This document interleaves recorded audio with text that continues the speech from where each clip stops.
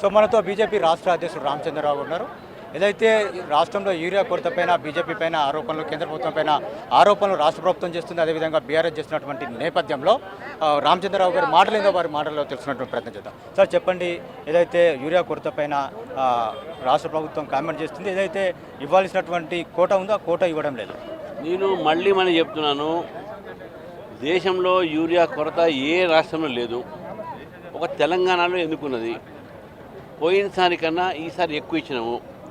రాబీలో ఇచ్చినాము, ఖరీఫ్లో ఇచ్చినాము, అదేవిధంగా రబీలో మిగిలి ఉన్నాయి, ఖరీఫ్లో కూడా ఎంత కావాలో అంత ఇచ్చినాము.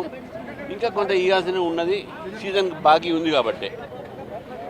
గత సంవత్సరం కన్నా ఈ సంవత్సరం వాడకం ఎక్కువ జరిగింది. ఎందుకు జరిగింది ఎక్కువ వాడకం? ఏమవుతుంది? యూరియా వీళ్ళు తింటున్నారా, మింగుతున్నారా?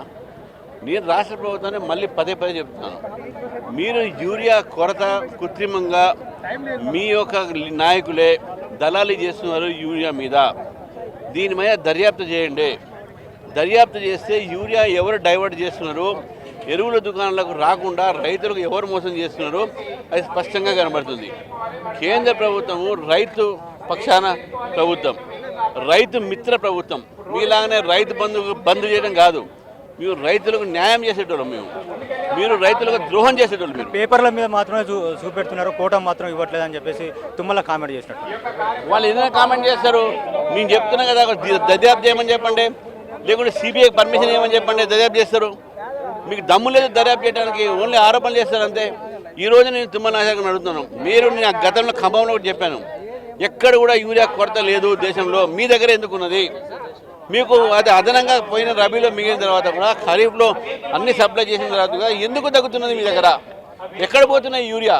మీ దళాలు మీ దగ్గర ఉన్న దళాలు ఎత్తుకంటే ఎవరున్నారు, ఎవరు చేస్తున్నారు? మీరు దర్యాప్తు చేయాలి, అది మీరు అడిగేది. ఎన్నికలు జరుగుతున్నటువంటి బీహార్కి ఇక్కడ రావాల్సినటువంటి కోటను కూడా పంపిస్తున్నారని బీఆర్ఎస్ ఆరోపించినటువంటి నేపథ్యం.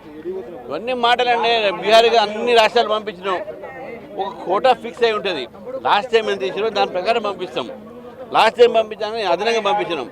అదనంగా ఎట్లా యూజ్ అవుతుంది? భూమి తింటారా? రైతులు తింటారా? ఎవరు తింటున్నారు? ఫస్ట్ టైం కృత్రిమంగా కాంగ్రెస్ పార్టీ వచ్చిన తర్వాత కృత్రిమంగా యూరియా కొరత తెలంగాణలో అయింది.